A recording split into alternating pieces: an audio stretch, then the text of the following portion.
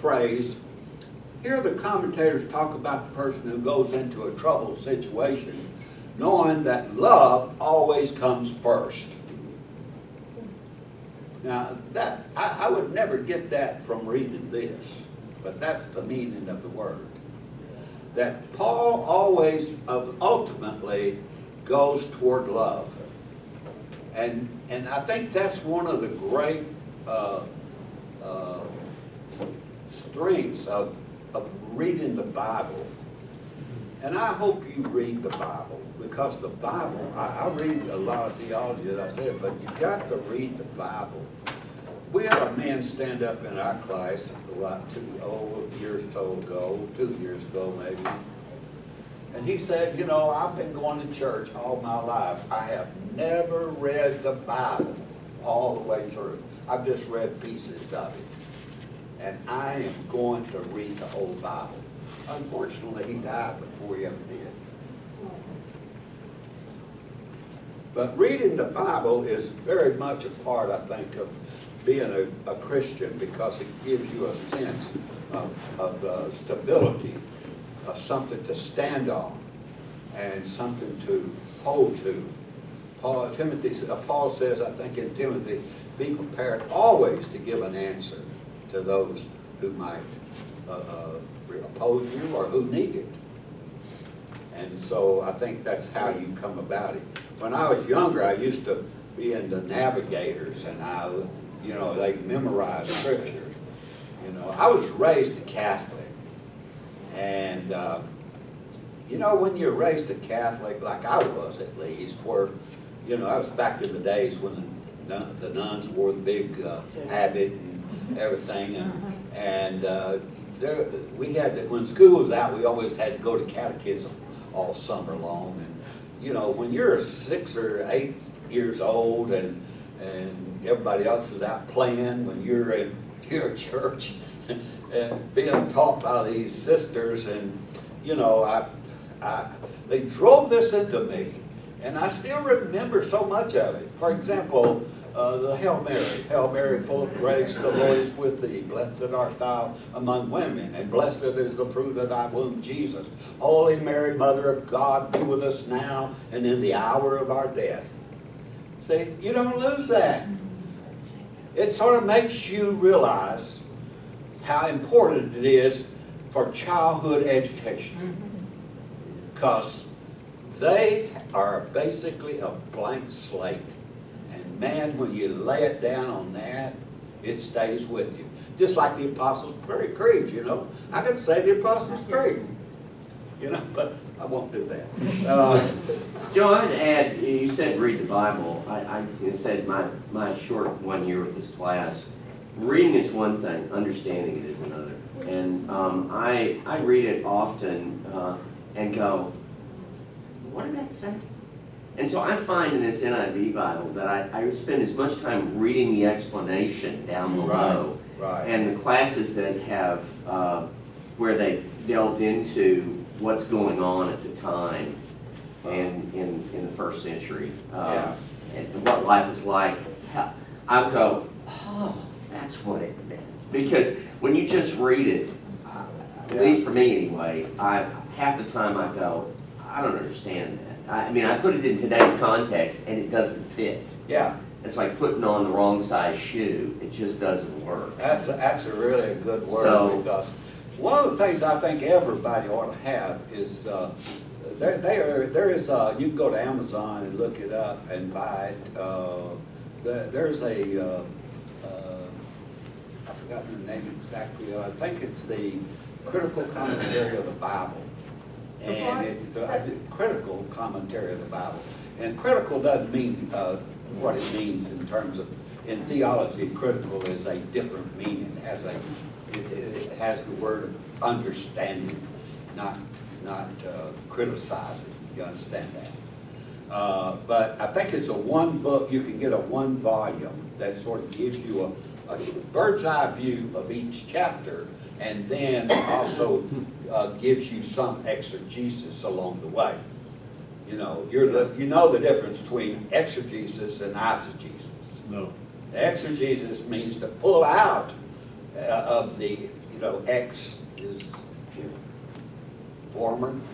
That, anyway, to come out of something, to get the meaning out of it. Eisegesis is where you read into the Bible what's not there, or what you want there. And that's why we have a lot of weird religions going around. And I want to come back to that just shortly. But we're going to move on now to, I'd like for somebody, Travis, could I get you to read verses 1 through 6 again? There's another part there that I think I'd like to take a look at. Yes, sir. I myself, Paul, appeal to you by the meekness and gentleness of Christ.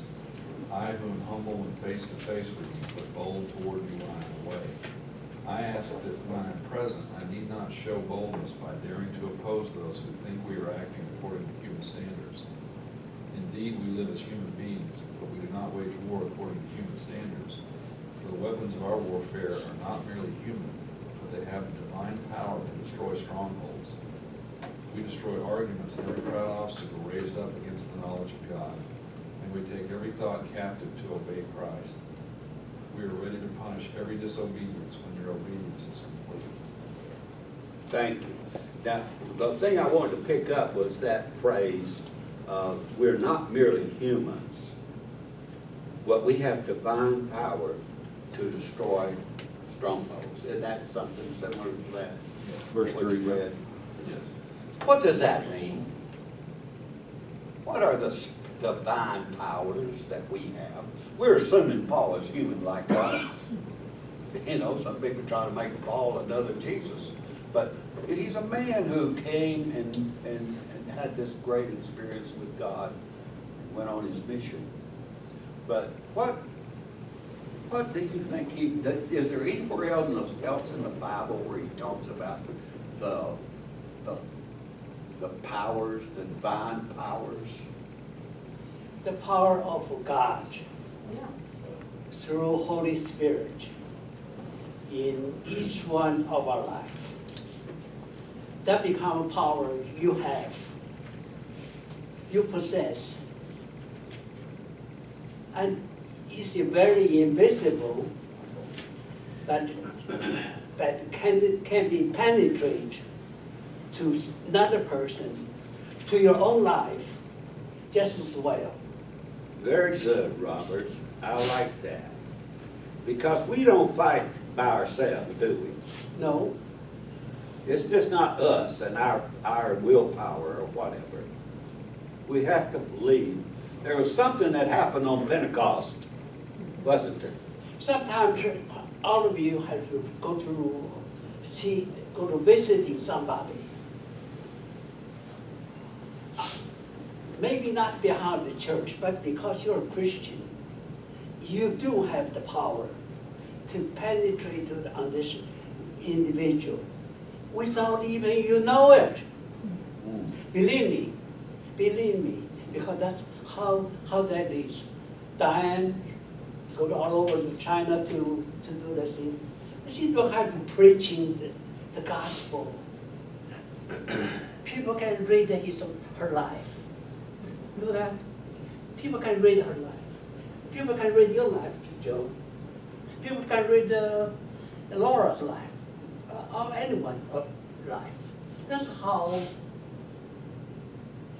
Spirit of God working. Yes. Joe, I was just, you were asking where else in the Bible. Uh-huh. It made me think about, because it wasn't that long ago that we were studying 1 Corinthians, and I think it was when Terry Wade was here, and we talked about the beginning of 1 Corinthians and the wisdom of God. Uh-huh. And I don't know if this is what you're looking for, the answer. No, I wasn't looking for anything in particular. I do have one in mind, but go ahead with that one. You know, for the message of the cross is foolishness to those who are perishing, but to us who are being saved, it is the power of God. And then he goes on to talk about the different, how, what Jews think are important and what Greeks think are important, but we see the world differently. It's not, I don't know if you were referring to that or not, but it's Paul's whole discussion about the wisdom of God. Right, and how it is sort of opposed to other standards that we see in society. right. And the power of the resurrection. See, the resurrection is, you know, the difference between the Eastern Church and the Western Church. The Eastern Church does something. We in the, well, let me talk first about the Western Church. We stress the cross. The Eastern Church stresses the resurrection. See, we go through Lent, we go through all of this, and then we come up for Easter Sunday, and they have Sunday Easter services, and Christ is risen, and then we go back, it's over. Monday. In the Eastern Church, the celebration starts on Easter, and it goes for several weeks past that. Very different approach to it. And their whole point is that if, you know, thousands of people were crucified, but there was only one that was resurrected. Well, in Chinese, the word for Easter is Resurrection Festival. Is that right? Yeah. So I think it's a lot more descriptive than our English word for it, right? Oh. Because it's I didn't know. resurrection party. That's Basically, interesting. that's what it means, yeah. That's very interesting. Well, the other thing you could think about was, you know, you could flip over here to Ephesians. Anybody, y'all been in the Ephesians lately? No, Not yet. We're going Okay, in you'll order get there, for but most the of them. 6th chapter of Ephesians, finally be strong in the Lord and in His mighty power, put on the full armor of God, so that you may take your stand against the devil's schemes. For our struggle is not against flesh and blood, but against the rulers, against the authorities, against the powers of the dark world, and against the spiritual forces of evil in the heavenly realms. Very powerful scripture. Ephesians is, when you get to Ephesians, you're going to love Ephesians. It's one of my favorite books. It's just so good. And that'll be taught by one of our new residents. It will. Well, good.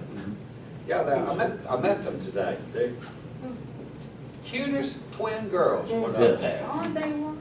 Just adorable. Okay, well, let me say so I don't get too out of whack here. I wanted to go now to the 7th verse, 7 through 11. Anybody read that for us? You are, go ahead. Go ahead. You are judged by appearances. If anyone is confident that they belong to Christ, they should consider again that we belong to Christ just as much as they do. So even if I boast somewhat freely about the authority the Lord gave us for building you up rather than tearing you down, I will not be ashamed of it. I do not want to seem to be trying to frighten you with my letters. For some say, his letters are weighty and forceful, but in person he is unimpressive, and his speaking amounts to nothing. Such people should realize that what we are in our letters when we are absent, we will be in our actions when we are present. Yeah, you see, well, this is what was happening in this book, in this particular part. They're saying to Paul, well, when you're here, you got a big mouth. I mean, you don't talk. I'm sorry, I got it backwards. When you're not here, you blow hard in your letters. Now, where did they get that? They got that from these people from another place who came in and was teaching the people in the church of Corinth. A different Christ, a different understanding of God than Paul had taught them.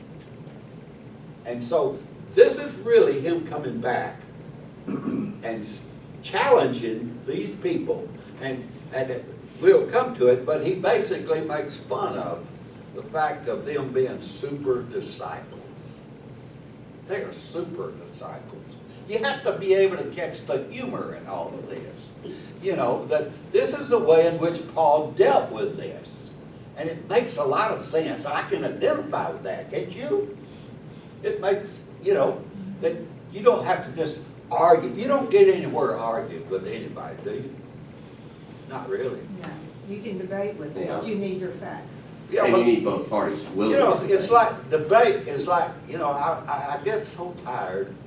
And the only show that I like to watch that's political sometimes is, Charlie Rose has a show that comes on at midnight, and I record it and watch it the next day. The Charlie Rose Show, y'all watch that? He interviews some of the leaders of the world, just he and that person at a table with a black background. And I just love Charlie Rose. He asks the best questions, so many times. But so many times I go home now and I've recorded all these Sunday news shows. What happens? Everybody's talking at once, talking over each other. Drives me nuts. And I just delete it real quick. Joe, I go so far as to say that I think that it is increasing the anger Oh, yeah. among people. And as we got this Congress, you know, where people can't even talk to each other. I know. It's a sad day, and we ought to pray for that. I thought that, you know, John McCain's comments about the fact that we're not getting things done. We need to talk to people.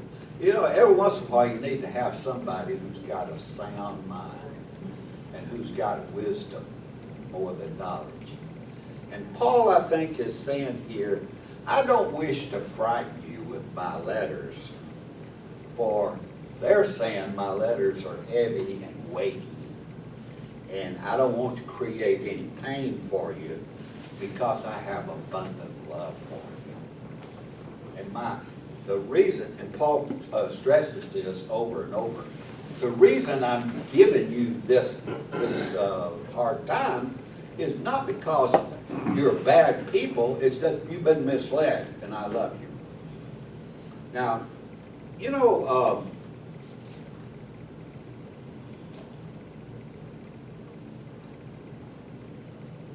I'm going to skip forward. Our time is running out. Gosh. You know. Always does. I'm sorry. I haven't gotten even halfway through what anyway. One of the things that stood out for me, and part of this is personal. You know, one of the troubles that Paul ran into constantly was heresy. And if you read church history, the church is full of heresies. What is the heresy of our day? What would be, you think, is the greatest heresy in Christian faith today? Take a guess. I think for America, it's we think we own it. You know, that we're the chosen ones or whatever. That's certainly one of them. Yeah. It's health and wealth. The health and wealth gospel is the biggest heresy of our day. Kelsey, what you say? Health and wealth gospel. Or the Oh. prosperity We're talking gospel. about The prosperity gospel. prosperity gospel. That's another name for it. Right. But these people, like Joel Osteen, people don't understand. He owns the church. It's his business. People don't understand that. And he's preaching a gospel that is absolutely false. What I did, I thought, well, you know, I want you to go on YouTube. Anybody ever watch YouTube? Go on YouTube and look up the evangelists making a case for having their own airplanes. It is a scream. You know, the guy says, I'm in my airplane and I'm talking to God, and I say, God, this. Then God says to me this. Then I say to God this. You know, he said, then the pilot was up there. He didn't know what was going on, but I was talking to God. Joe, I'm impressed. People believe that. 80 years old and you're in YouTube. I am thoroughly impressed. I am thoroughly impressed. But most people 80 years old are not in Hey, I'm 82. Give me 2 more years. Anyway, I went to a website. I thought it was the wrong website. But I tell you what happened. you know, you go to a website sometime and you're gonna print something out. I thought I was gonna get 2 or 3 pages. Oh, no. Well, I had to go to, honestly, I had to go to the bathroom. And so I ran down and went to the bathroom and came back and I got this, all of this. All printed out. I know you needed a printer cartridge. Right. But what this website's done is done an investigation of all these people who are out there selling the health and wealth gospel. Kenneth Copeland. Now, the reason I said this is personal is that I have a my first wife died when she was in her 40s. I'm married to Phyllis. We've been married for 32 years. So, but I have 2 stepsons, and one of them's wife went to work for Kenneth Copeland. His son was a high school classmate of mine. Oh, that's fun. This is hard for you to understand, I'm sure. It's just very irritating to me, and it drives me up the wall. But, you know, when you got relatives involved in this stuff, you can't really keep the whole family upset. So I had to sort of zip my mouth most of the time when I'm around. But she went to work for him. They're into all this health and wealth gospel. They're with somebody else now, but they went to work for him. And she was, well, let's put it this way, she's dumb as a box of rocks. That's how you really feel. I shouldn't say that, should I? But We won't repeat that. she told us, and she came and told us, this is back when she was talking to us, and she told us that when I went to work for Kenneth Copeland, I couldn't even turn on a computer. Now, I can run a credit card in 15 seconds. Wow.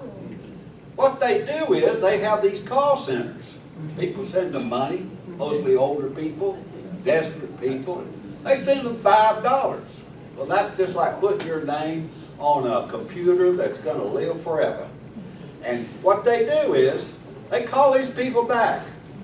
And they're sitting there talking to them. They got this, you know, telephone stuff around their head.